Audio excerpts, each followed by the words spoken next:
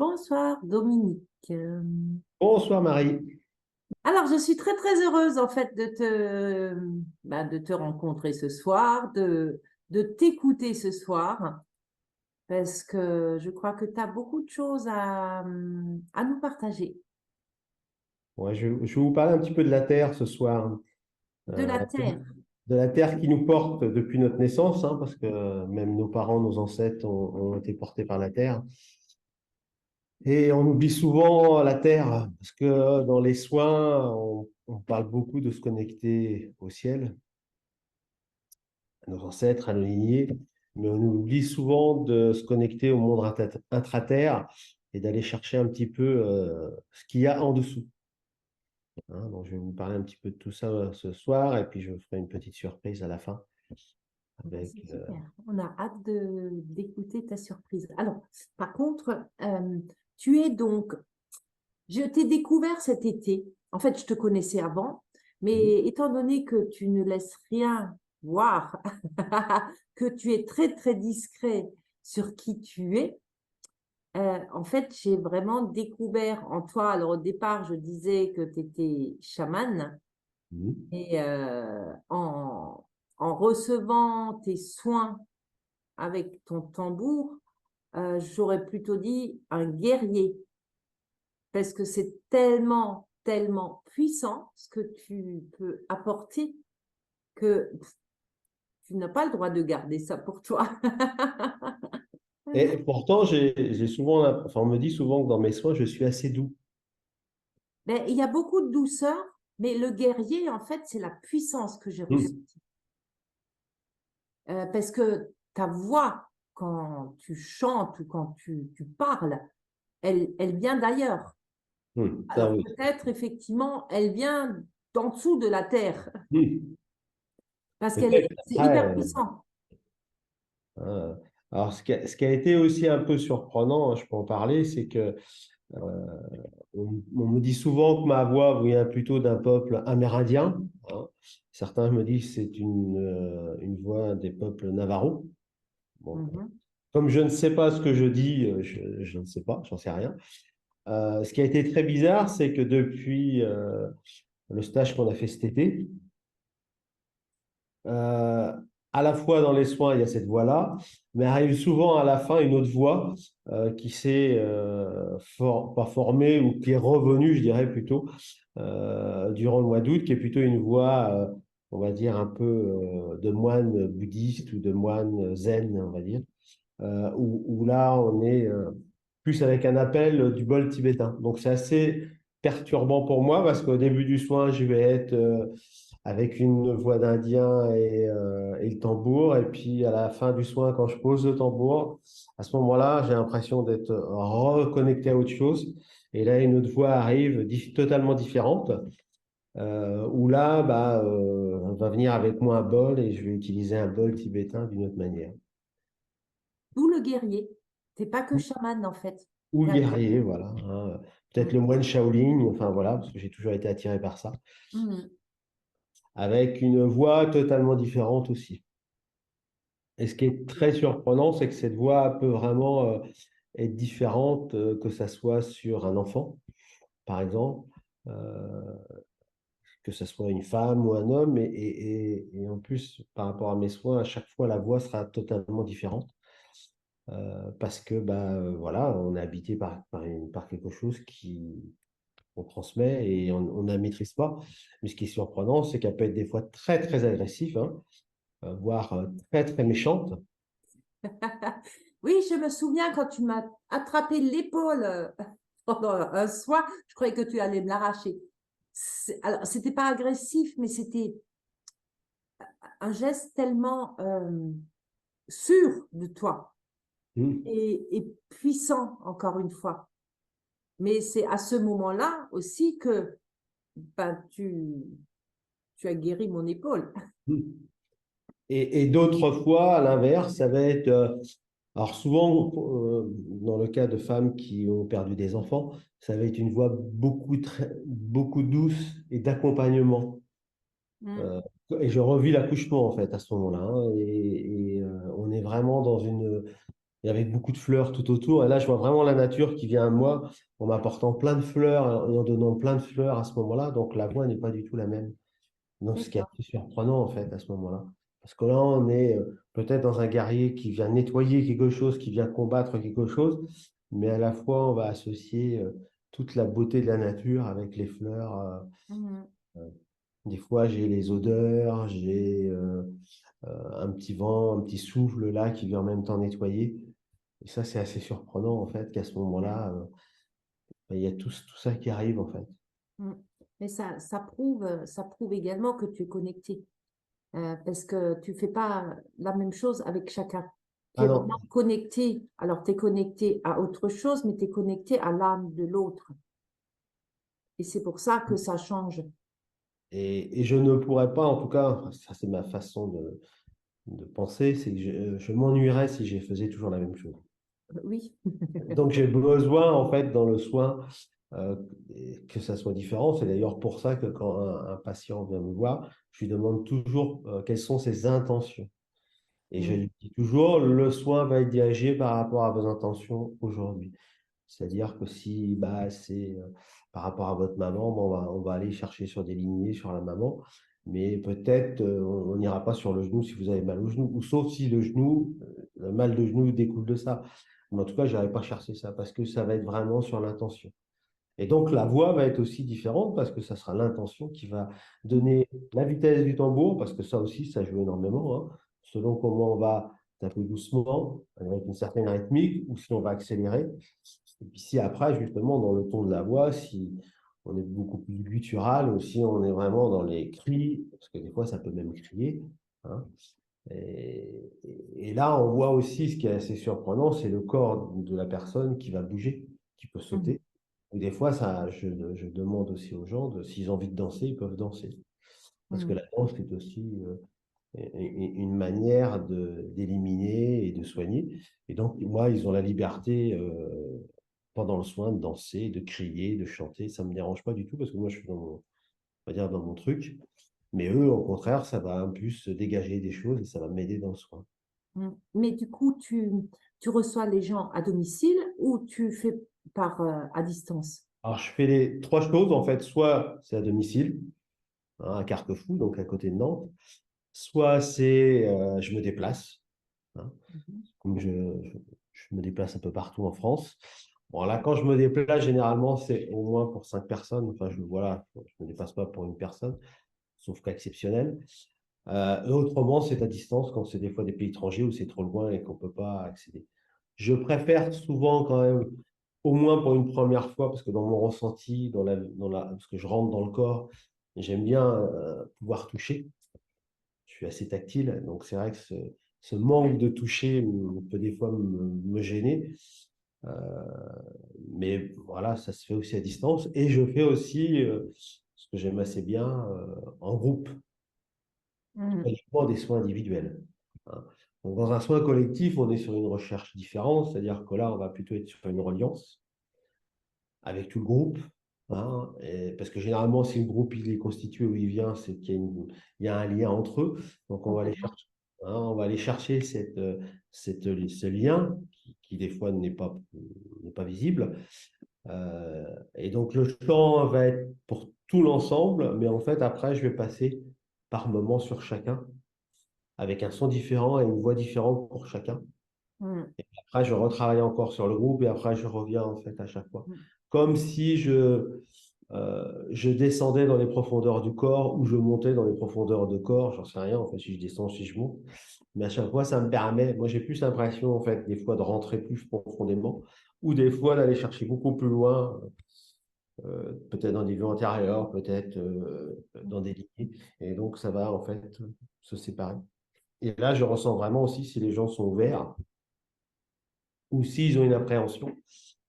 Parce que ça, c'est vrai que c'est plus difficile de rentrer dans quelqu'un quand. euh, Moi, j'ai encore eu le cas hier, on m'a dit, ah, c'est un peu chelou ce que vous faites quand même. Ça surprend, ça travaille dans le corps, mais c'est un peu chelou. Bah, je dis oui, c'est comme ça. Mais je présente toujours mon activité comme le tambour, comme un outil, comme un cuisinier utiliserait une casserole en cuivre. Bah, moi, aujourd'hui, c'est le tambour. Après, ça peut être le bol. Un jour, ça sera peut-être le didgeridoo ou une guitare, j'en sais rien. Hein. Mais Mm. c'est aussi pour désacraliser et pour dire que euh, le tambour ne fait pas tout. Hein. Il est un outil dans le soin. Hein. Tout Il à faut fait. C'est pas. un petit peu comme comme par exemple une cartomancienne qui va utiliser son jeu de cartes. C'est un Voilà. peu la même chose, c'est un outil en fait. Voilà. Et Euh, cet outil il va peut-être varier dans mon activité. Dans 5 ans, peut-être j'aurai un autre tambour. Enfin, voilà, c'est différent. Maintenant, j'aimerais quand même savoir comment tu es arrivé à ça. Et ben, en fait, depuis l'âge de 15 ans, je ressentais que je pouvais soigner avec mes mains. Mais je suis issu d'une famille un peu cartésienne qui ne croit pas du tout à ça, malgré que ma grand-mère voyait des défunts, hein, mais elle ne nous l'a jamais trop dit. Et de mon métier qui était au départ greenkeeper, donc je m'occupais des entretiens de parcours de golf, m'a amené à me poser des questions par rapport aux maladies qu'il y avait sur les gazons, en sachant que malgré qu'on apportait de la nourriture, de l'eau, enfin tout ce qu'il faut, j'avais des maladies. Donc ça m'a amené à aller voir un petit peu ce qu'il y avait dans le sous-sol. Donc ma première porte a été un peu la géobiologie, D'accord. la Donc, tu raison. étais en direct avec la Terre finalement, tout de suite. Voilà, hein. Voilà. Et donc, j'ai fait aussi des régressions à ce moment-là pour rentrer dans le gazon, pour comprendre le gazon et pouvoir parler avec le gazon. Et ça a été du coup une facilité pour toi. Bah, moi, c'était très facile. Et puis, en même temps, je faisais du magnétisme à des amis. Par contre, ce qui m'a dérangé avec l'humain, c'est que je ressentais des fois des choses pas bonnes. Et ça m'a un peu refroidi. Donc, j'ai laissé un peu le côté humain et je suis toujours resté avec les plantes parce que là, il n'y a pas d'effet de placebo, il n'y a pas du tout d'effet de méchanceté derrière. Et puis, en Mhm. fait, on m'a re-amené à re-soigner l'humain. Et à ce moment-là, quand j'ai repris à re-soigner l'humain vers les 40 ans, 40, 45 ans, ben, bizarrement est arrivé le tambour. D'accord. Et j'ai commencé dans mes soins, je disais aux patients, je dis, bah, je vais tester avec vous, je peux utiliser le tambour, vous inquiétez pas. Donc, je ne mettais pas la voix au départ, donc déjà, ça me faisait peur, parce que je me dis, mais ils vont me prendre pour qui avec un tambour, voilà, Les un peu préjugés. bizarre. Et puis, en fait, les retours étaient plutôt bons. Donc, je me suis dit, bah, prends confiance, vas-y. Et puis après, bah, une rencontre avec Jean-Marie Muller aussi m'a amené, il m'a obligé à sortir ma voix. Et à oser beaucoup plus chanter.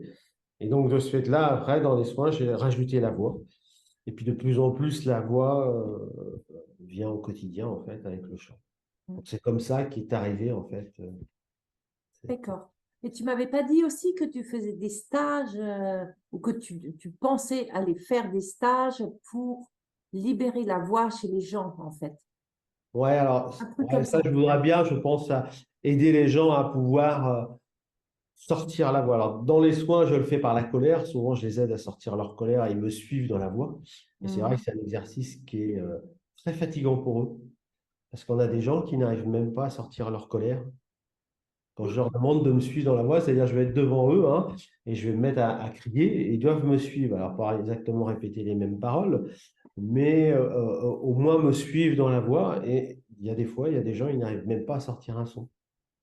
Mhm. Le son est très libérateur et j'explique souvent qu'un enfant, un bébé, quand il tombe, il pleure tout de suite. Et puis dans la seconde, vous lui donnez une petite voiture et puis il sourit, il est content et l'émotion, elle est sortie. Mhm. Nous, nos cultures judéo-chrétiennes, on a plutôt tendance à, quand nous arrive quelque chose, à plutôt l'enterrer, à pas oser dire nos émotions. Et tout ça, bah, on les accumule, on les accumule. Et selon bah, le parcours qu'on a eu, ces émotions peuvent être très, très fortes et ces colères peuvent être très, très fortes. Et donc, le fait de sortir la voix est un exercice, je trouve, salvateur pour beaucoup de gens. Oui. Parce qu'on n'est pas habitué, parce qu'on ne s'habitue pas à crier. Je prends souvent l'exemple d'Omar Sy. Omar Sy, quand on lui dit de rire, bah, il rit à plein poumon. Quand on lui dit de faire la peur, bah, il va il va créer la peur. Nous, Européens, rire comme Omar Sy, ben, on a peur comment on va être jugé par notre entourage. Eux, ils Hmm. ne sont pas du tout là-dedans. Enfin, eux, enfin, voilà, Omar, parce qu'en plus, c'est un acteur. Mais voilà, il est totalement libéré quand il Mais rit. c'est tout notre conditionnement et surtout par la religion, en fait. C'est la Bah, religion qui nous a ce qu'on a conditionnés à vu, ça. ce qu'on a vu la dernière fois, c'est-à-dire toutes nos résistances, Oui, hein. complètement. Donc, enlever ces résistances, bah, ça fait partie du travail, enfin, d'un des travaux que je fais. Et un deuxième travail aussi que je fais beaucoup, c'est faire des formations à des vignerons, enfin même à des restaurateurs, pour leur montrer en fait qu'on peut communiquer avec une plante. Simplement, alors bien sûr, on ne va pas parler comme on parle ce soir. Mais justement, c'est ça qui est incroyable. C'est que quelque part, tu as commencé avec les vignerons. Alors expliquer qu'on peut parler avec une plante. Hmm. Mais ne crois-tu pas que les vignerons étaient peut-être plus fermés que quelqu'un d'autre qui est sur cette voie, en fait? Parce que j'ai l'impression que tu as vraiment commencé par le plus dur. Peut-être, mais souvent, c'est des hommes de la terre, donc ils aiment leurs plantes et ils sont malheureux quand leur plante est malade. Et puis, faut s'imaginer que une grande partie de ces vignerons ont suivi des enseignements agricoles, on l'a dit, une maladie, un traitement, et beaucoup sont en train de se remettre en cause pour changer de technique, pour bah, un peu, et moi je compare souvent la plante à l'humain, hein, mais ils essayent de trouver la cause de la maladie. Donc, moi, je travaille beaucoup avec des vignerons en bio et en biodynamie. Et donc, pour leur apprendre à parler avec les plantes, pour leur apprendre aussi à mettre une intention dans le vin, pour que derrière, eh ben, quand on goûte un vin d'un vigneron, ça soit le nom du vigneron, on sache que telle personne, c'est sa caractéristique de son vin, parce qu'évidemment, il a son intention, hein, qu'il va mettre dans son vin, malgré son terroir, mais il y a aussi son intention. Donc, j'explique tout ça aux vignerons, aux restaurateurs, parce que par le biais des sommeliers et d'un cuisinier quand il fait à manger, le fait d'avoir de la D'accord. bonne nourriture, bah aussi d'avoir une qualité de vie à côté par des méditations, par une confiance sur soi, bah, va amener aussi une nourriture pour la clientèle meilleure. Et tous veulent aussi amener du plaisir à leurs clients, que ce soit un vigneron, que ce soit un restaurateur, c'est amener du plaisir. Et quelque part, ils soignent aussi, et je leur dis souvent, vous soignez par la nourriture.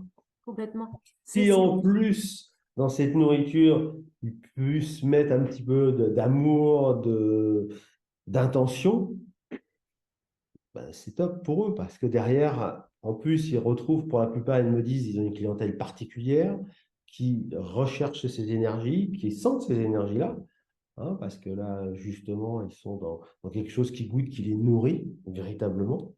Donc, c'est quand même le but, hein. On a peut-être oublié, Mhm. mais on mange et se nourrir à la base, mais on l'a souvent oublié. Et puis moi, ça me permet aussi de les reconnecter à la nature et en même temps de leur faire des soins à la fois sur eux, sur leur famille, sur Mhm.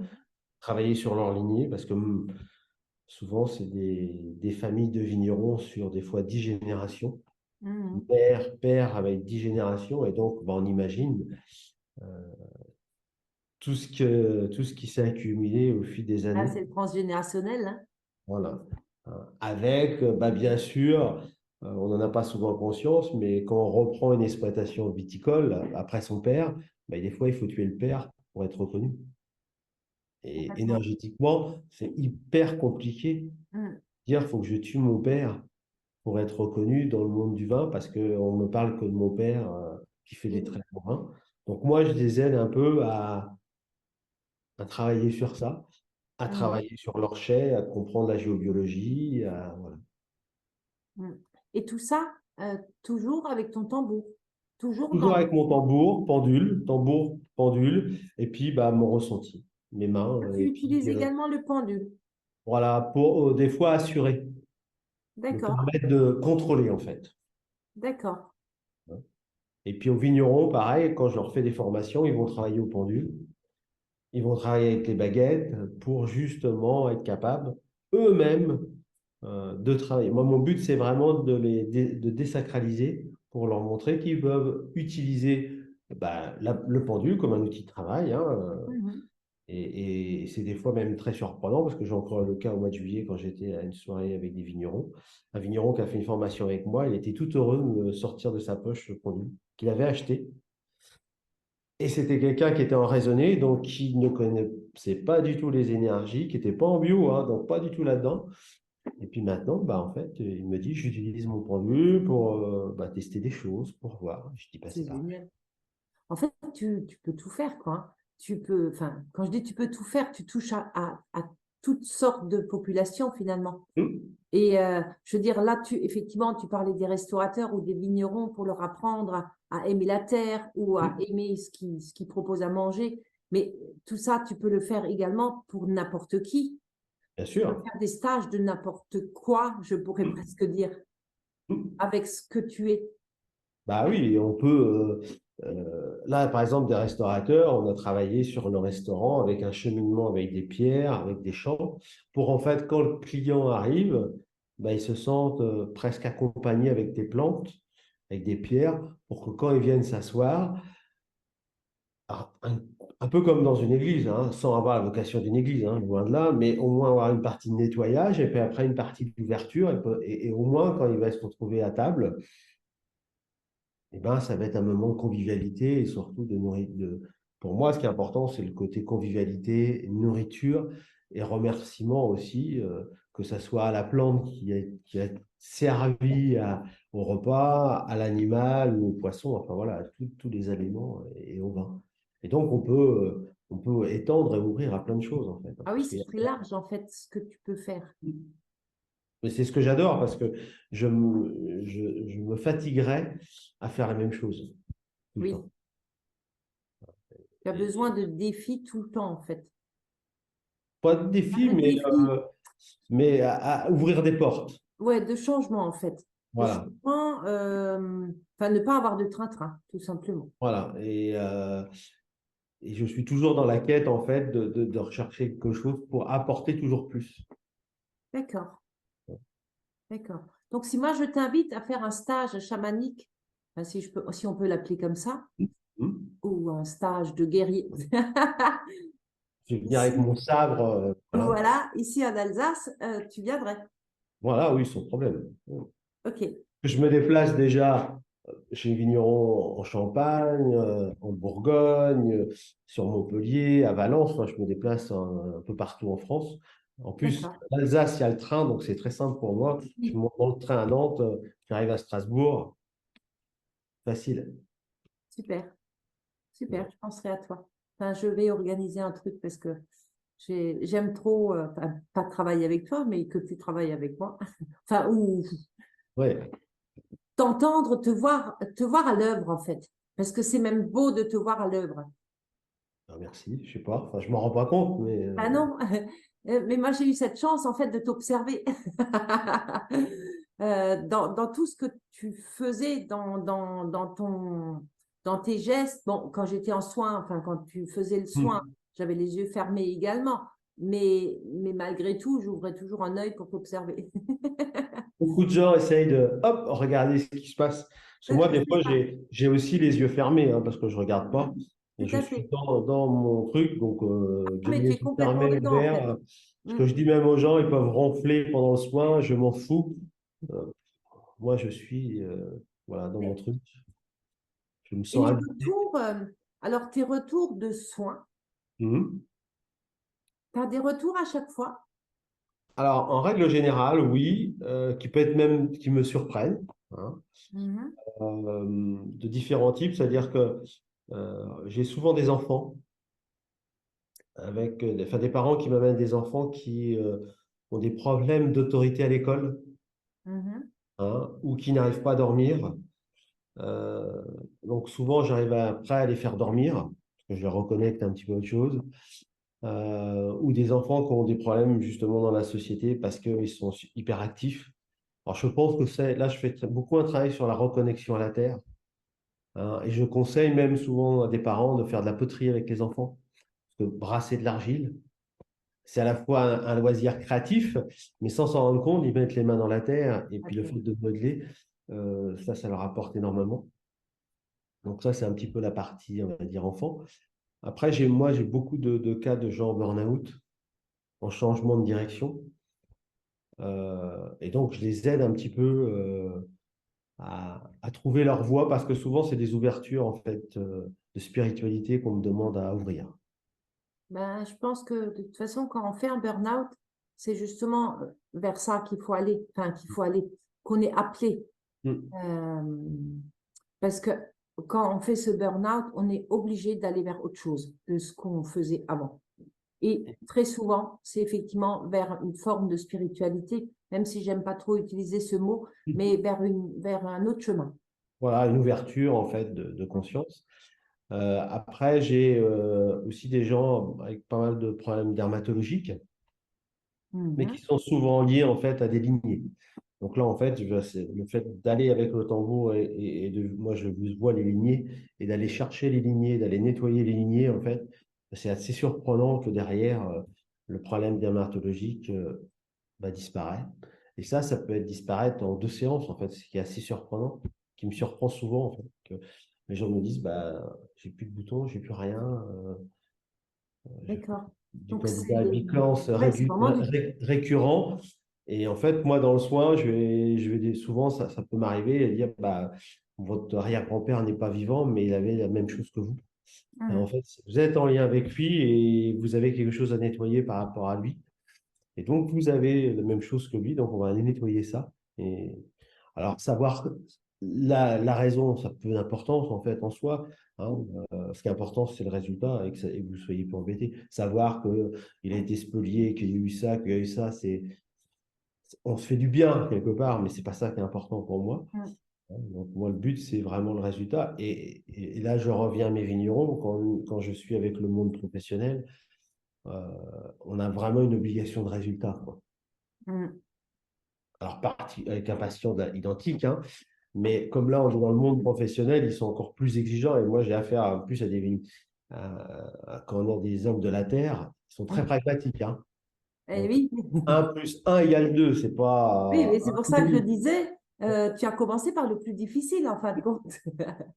parce qu'eux, ils veulent un résultat. Mhm. Et ils sont très surpris des fois, ils m'appellent sur des vinifications qui ne démarrent pas. Je ne comprends pas, ça ne démarre pas. Et en fait, à distance, comme j'ai une photo, et en fait, le vin va commencer à fermenter, la fermentation va partir, en fait. Et ça les surprend tout le temps. Je leur Ok, dis à telle heure, ça va commencer, et à telle heure, ça commence. énorme. Donc pour moi, c'est aussi très rassurant, parce que on a tous besoin d'être rassurés, hein. Mhm. Voilà. Et donc, moi aussi, c'est quelque chose qui me rassure de ce côté-là. Ben, effectivement, on a tous besoin d'être assurés, peu Mm. importe à quel stade on est.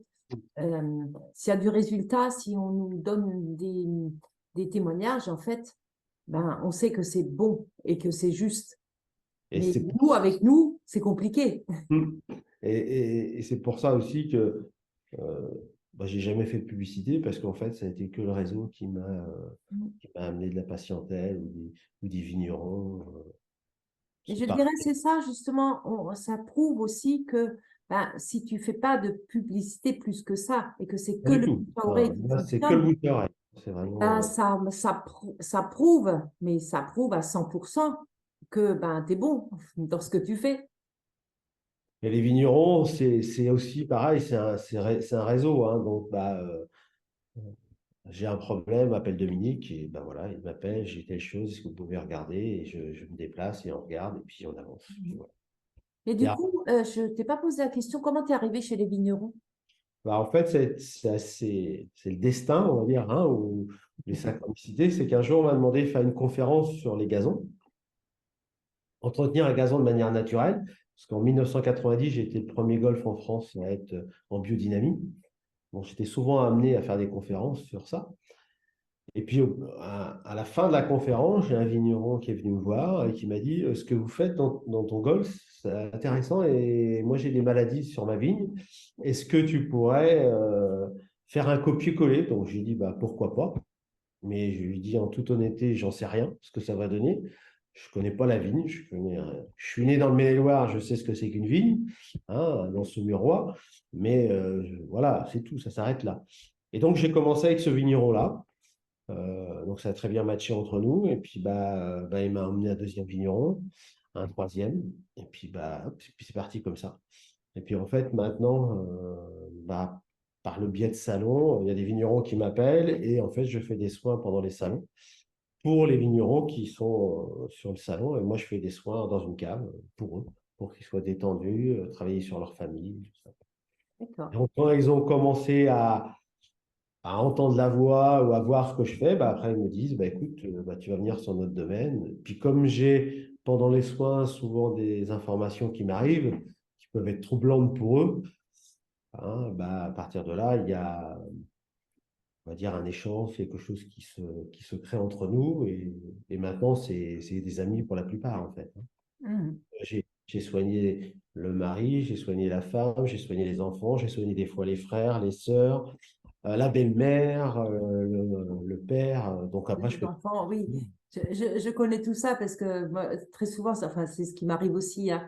On commence par une personne, mais il y a toute la famille qui suit, hein. Voilà. C'est Et un peu après, c'est logique, le je dirais. copain, et après. Et donc, ça ne fonctionnait que comme ça. Donc, par région, c'est pour ça que je suis beaucoup en Champagne, beaucoup en Bourgogne, sur la vallée de la Loire, et puis un peu sur Creuse-Hermitage, parce que voilà, c'était des vignerons qui étaient par là. Là, je descends sur Montpellier, sur des vignerons qui veulent me voir. Je vais descendre après sur la Provence aussi, parce que pareil, c'est des vignerons qui veulent me rencontrer. Et voilà, c'est comme ça que C'est ça fonctionne. super. Donc maintenant, moi, j'aimerais que tu ouvres tout ça à tout public. D'accord. C'était un peu mon but, en fait, de te présenter pour que tu t'ouvres à tout public, pour que les gens puissent te rencontrer ou te contacter. Donc, on Hmm. peut te contacter par ton site, non, par ton adresse mail, Hmm. euh, par, on- par ton numéro de téléphone, on peut Oui, t'appeler aussi. Ouais, également. Et également. donc, tu as créé finalement une chaîne YouTube. Ouais, j'ai fait ça cette semaine, hein. D'accord, C'est pas ma tasse de thé, ce genre de choses, hein, on d'accord. va dire. Pourquoi? Parce que je vois tellement, enfin, j'entends, hein, des choses, des gens qui jouent au tambour. Alors moi, quand j'entends, ça me fait mal. Euh, et donc, c'est vrai que je ne suis pas quelqu'un qui va se mettre en avant pour être exposé sur une chaîne pour montrer ce que je fais. Donc, j'ai fait une chaîne YouTube, enfin, avec mon compte Google, j'ai une chaîne YouTube, hein. Euh, alors, c'est vrai que moi, des fois, je me suis enregistré en étant dans la forêt, en étant dans un endroit bien particulier où je me sens bien, hein. Mhm. Ou aussi, j'emmène aussi des gens à des journées ou même à des semaines. En fait, des semaines où on part en forêt, on va marcher de nuit, alors souvent en pleine lune, de nuit, sans lumière, et on fait des pauses en fait dans la nuit, où là je vais me mettre à chanter dans la nuit en faisant des soins. D'accord, mais ça, tu fais surtout en été ou en hiver aussi? Alors en fait, je fais à partir d'avril jusqu'en octobre. Après, ça dépend des saisons en fait. Des fois, ça m'arrive de descendre dans le sud, dans la France, parce qu'il y a des gens qui sont dans le sud, qui me disent, tiens, on est cinq six personnes, est-ce que tu peux faire quelque chose pour nous? Et en fait, moi, à l'avance, j'essaye de trouver la forêt qui va correspondre, en fait. Je demande des photos des gens, et puis je vais me connecter à une forêt dans le coin qui va correspondre, en fait, aux participants. Ok, On trouve un lieu après, un gîte, hein, enfin, tout simple, hein, avec quelqu'un qui peut nous faire à manger. Et puis après, moi, je prévois des activités de marche et de soins, mais souvent, là, on va marcher la nuit ou le jour et avec des connexions avec les plantes. Souvent sur une base de 3 jours ou 5 jours ou un week-end, en fait, avec tout âge, en fait, hein. Il peut y avoir aussi des enfants parce qu'ils sont très. Bon, je d'accord. leur montre un peu les esprits de la nature et eux les perçoivent très, très bien, donc ça, c'est intéressant. Et puis peut-être, je suis en train de voir, mais peut-être pour le faire aussi à l'étranger, mais au Maroc pour l'hiver. D'accord. Mais D'accord. là, je suis un peu perdu parce qu'il n'y a pas beaucoup de forêt. Ça serait une marche dans le désert avec un peu les oasis. Mais Oui. il faut d'abord que j'y aille parce que j'ai envie d'abord de voir. Je ne peux pas aller avec un groupe sans connaître. Voilà. Mhm. Et je Ça peut faisais. être pas mal, ouais, une retraite dans le désert, on va dire, hein. Ok, Là, peut-être me manquer les arbres. ok. Ben, ouais, mais c'est la terre aussi. C'est la terre aussi. C'est Alors, une il y a terre des différente, oasis, en hein. fait. Il y a des oasis, mais ça va. enfin, moi, j'aime bien notre Mhm. forêt classique, hein, Mhm. et donc, bah, c'est vrai que quand on va dans une forêt, en plus, je fais des activités. Quand on se balade en forêt, par exemple, de jour, chacun a une feuille et doit aller chercher son arbre. Mhm. Je donne à chacun une petite cloche, hein, et puis quand ils ont trouvé, ils sonnent la cloche. Et quand j'entends les cloches sonner partout, en fait, on repère les arbres et après, on va se regrouper, on va aller sur chaque arbre correspondant à la personne. Et en fait, la personne doit me détailler l'arbre, doit me dire pourquoi elle a choisi cet arbre-là. Bah, j'ai choisi cet arbre-là, par exemple, parce que, vous voyez, ses feuilles touchent, ou ses branches touchent aux autres arbres. Donc, on voit que c'est un arbre qui est amical, qui aime bien aller vers les autres. Il n'a pas d'épines, il a un vert très, très joyeux. Et en fait, souvent, hein, les gens ne se rendent pas compte, mais ils se détaillent eux-mêmes, en fait. Mhm. Ils ont choisi un arbre qui leur correspond. Et en fait, ce qui est assez surprenant, c'est que les autres personnes qui connaissent un peu cette personne-là, bah, c'est totalement dévoilé en parlant de l'arbre. D'accord. Non, bah, cet arbre-là, on voit là, ah, il a eu des blessures dans sa jeunesse. On voit, il est tortueux, puis après, il s'est redressé, il est reparti.